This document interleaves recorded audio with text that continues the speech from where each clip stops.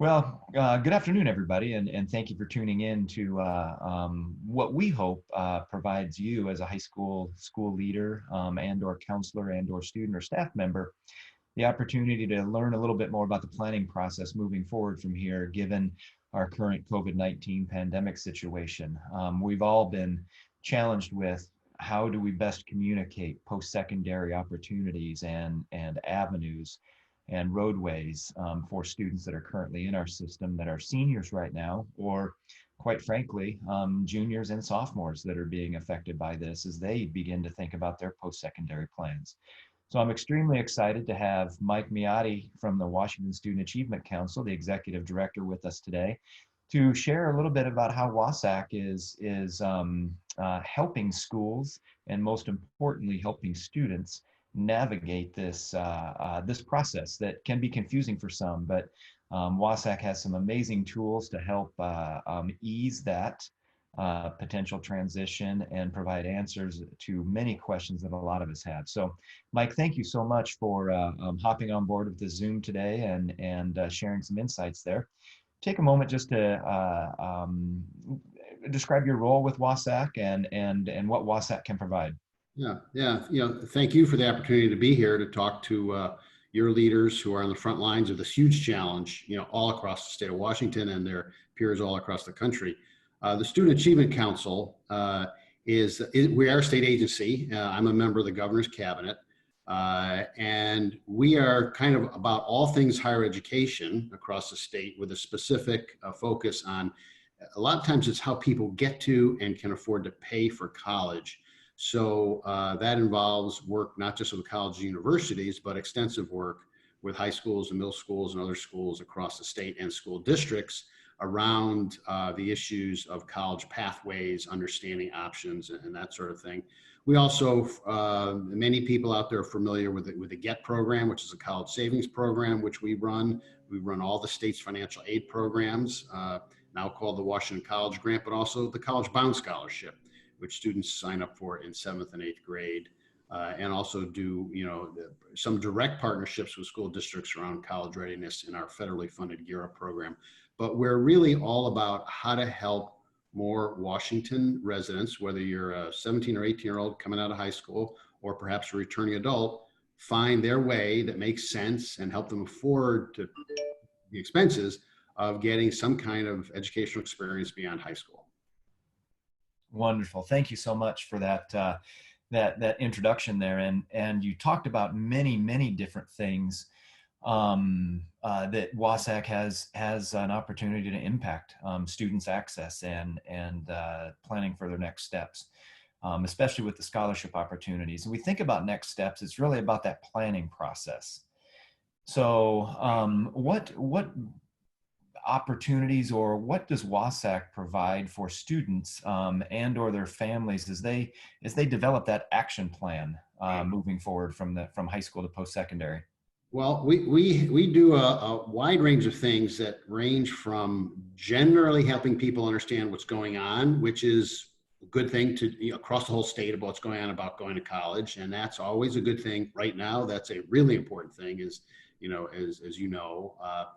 So we have that sort of broad scale communications to many people, but then we also actually do a lot of direct contact with school counselors, even sometimes with students who are hitting wrinkles in getting their financial aid, or the high schools in terms of helping them understand some of these issues. And we work with a lot of partners at OSPI, Washington's College Access Network, College Success Foundation, and others. But I think the magic word in all this conversation is plan. So our role is in part to help students understand the value of having a plan, and if you don't have one, there's still time to make one, and that even in a time of change, the plan actually becomes more valuable, to students, not just to follow it like robotically, but to use the plan, to understand what you want to do in the future, increase your chances of getting there, and also give you the sense of what's important to you. So when things change like they are going on right now, you have a grounding and understanding how you want to adjust to that change. And a lot of the stuff that we do is helping, students, but also those close to students principals, teachers, counselors, even, parents and other family members, understand the environment that we're operating around, and then provide some direct service when we can. Yeah, I know on your website you have a spot that's called the Class of 2020 Action Plan. What are the components to that? If a family member, or as you spoke about, parents and whoever that guardians went to your website, what would that entail if they took a look at that Class of 2020 Action Plan?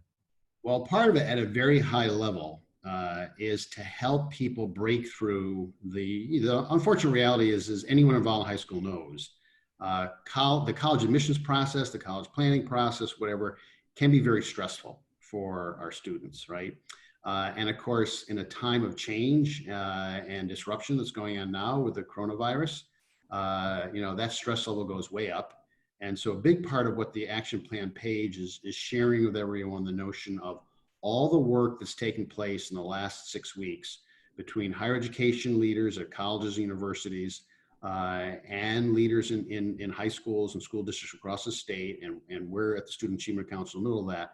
The things that we've done to sort of take the stress out of some of those nitty gritty little rules about, this grade or this transcript or this kind of thing, and help people understand that, that colleges very much want you to be there in the fall. We're going to figure out how to make this work for you. And in a sense, the real strong message, even though we may not say these, magic words, is we've got your back, right? That, your principals, your school district leaders, or the support of college leaders, we need to work together to take the stress off of our students and their members of their family and caregivers and whatever, and figure out how to keep them on the path that makes sense to them, for next fall. Yeah, and you touched on something that's critically important, and the recognition of the stress that students and families are feeling right now, just in relationship to their day-to-day lives and pressures that come with that during this pandemic. More importantly, though, the stresses that come from trying to navigate that admissions process if they haven't been accepted anywhere yet. And it's comforting for families to know, at least right now, that higher education and the statement from the Council of Presidents and the independent colleges of Washington with all the private schools, as well as the community and technical colleges, have all given guidance that, fall admissions, anybody in the class of 2020 will not be negatively impacted through the admissions process in regards to whether it's a pass-fail grade or anything else like that, which I think causes families to just take a deep breath and know that there's still opportunities and options there. Right. One of the larger pieces that I know you hear all the time and we get questions about as well is how to pay for post-secondary opportunities and navigating that to a certain degree. You mentioned earlier about the college-bound scholarship and a couple other pieces. And how do families get information about that? What do those scholarship opportunities entail? And how would a student gain access to those? Yeah, I think, well, first of all, our website in general, but also the action plan will help you understand all of that. The first and most important sort of thing to keep your eye on in this is that the anchor in helping pay for college, if you're eligible, would be grants, which means there's no loans, you don't have to pay this back, but grants from the federal government. Many high school seniors now may be aware of, some of the jargon in this world, which, the federal government calls those Pell Grants. We're very lucky in Washington to have a really generous state financial aid program. Many states don't have anything like this. So we have the Washington College Grant, and particularly for high school students who signed up for College Bound, those two programs work together, that if you're eligible, basically, if you're in the bottom third of the households in the state by household income, you're going to be eligible for just the state grant alone will pay for your tuition and fees at public colleges and a comparable amount at private colleges. You may get your federal Pell Grant on top of that, right? One of the stress points we know in the whole admissions and financial aid application process is deadlines. Many people might be thinking, well, I didn't apply because 3 months ago, our family looked like we were pretty set and we didn't really maybe looked like we'd be eligible for financial aid, but my parents or others have lost their jobs, and now I need help paying for it. Don't worry about the deadlines. For financial aid itself, there really are not deadlines between now and the end of the summer. You can apply now. You can still get it. And even if you applied and you were denied, or you got a smaller award that's not enough, there is a process for being reconsidered, particularly because of all the changing circumstances out there. And we're going to be promoting more information and supports to people around the state to understand how to go through that process, and even help. There's some tools out now to help them actually navigate that process step by step. Oh, that's wonderful. As you're explaining that, I'm thinking to myself, I've got a son who's going to be a sophomore in college next year. I'm like, maybe you and I should talk a little bit more about how I can access Yes, some of that too. yes, yeah. Happy to do that. Yeah. Yeah. And, yeah, and so there's a lot of different things that we do here, to try to help students. And besides this, rolling out this ability to, the technical word and technical word in the financial world might be an appeal, or whatever. But they also use the term professional judgment that allows a financial aid office not to be bound by income information from a year ago or 2 years ago, which is the usual norm in filling out these aid applications, and to look at the family circumstances right now. We know financial aid applications themselves are complicated, totally separate and apart from the complication of a college admissions form or application. And so we've launched back in the fall, and we're the first state in the country to do this, a chat tool, or a chat bot, as the tech people call it, that allows high school students to pose questions about the financial aid application process. It's called Otter, and you can find Otter on our website. Initially, we rolled it out just to the college-bound student enrollment, and we were only able to reach initially those for whom we had cell phone numbers, which was about 10,000 high school seniors across the state.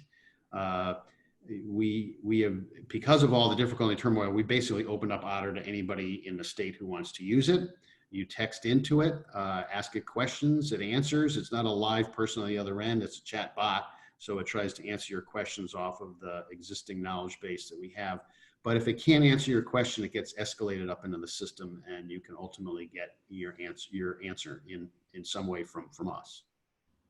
Well, I'm glad you brought Otter up, because I think it can be an especially invaluable tool at this time to keep families informed and students informed about process and access, especially given the difficulties that I know high school counselors and or other individuals are experiencing right now, just trying to connect with and communicate with families during this time. Right. So to have Otter as a resource, and again, that can be found on your website, and folks can sign up for it just with a cell phone number, correct? Right. Absolutely. Yeah. If you text into it, you don't need any more web access, and you're into it, and it's there 24/7, right? So it can be a great resource. It can't answer every single question live, but it can help you get through a lot of the issues, right then and there. Yeah. Well, again, what a wonderful tool, and the resources that and the guidance that WSAC has for students and families in relationship to figuring out these next steps. I think you've shared information that is extremely helpful for families, and answered some questions for them, and provided linkages that they can go to find some more information. Any final thoughts you have moving forward? Yeah, I would say I think there's a lot of sort of sense out there, particularly in high schools, that going to college is a decision you make in the fall or first couple of months of the second semester, senior year, and now it's too late, right, to think about a college option. And we encourage people to forget the notion of deadlines. The community technical colleges will be happy to take your enrollment virtually up to the moment they start classes in the summer or the fall. Many four-year institutions in the state, most of the publics, if not all the publics, are willing to accept applications now. That might be for some of them, it's a change as a result of coronavirus. For others, it's just normally what they would do. And we'd also encourage students who might not have been thinking about college to think about options in the technical and career programs at the community technical colleges, because there's a lot of programs in your backyard at a community technical college that are for 6 to 9 months maybe, that might help you, stay on track for something during some real disruptive times in the economy and the healthcare, the coronavirus issue. But you finish those programs and suddenly, instead of making minimum wage, you might be making, 18, 20, $22 an hour in a job that has good, good demand, and so there's a lot of options for students out there that don't worry about the deadlines and don't think college is just for a 4-year degree living in a dorm. We're here to help you figure it out and find a path and a plan that works for you.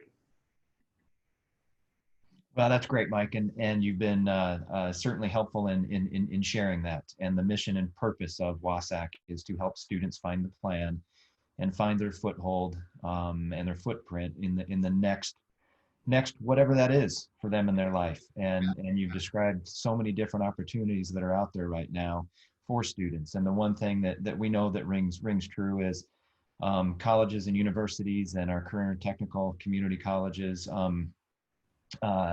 They need students next year. Absolutely. So it's never too late to apply. It's never too late to look at this as an option. Right. So again, thank you so much for your time, and I know that your work will continue, and we're fortunate to have WSAC supporting the students and as they prepare for the next steps.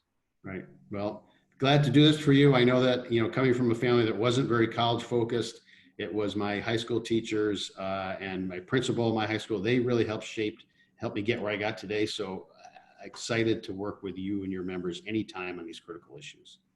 Great. Well, again, thank you. And we wish you nothing but continued success. Same to you. Thanks.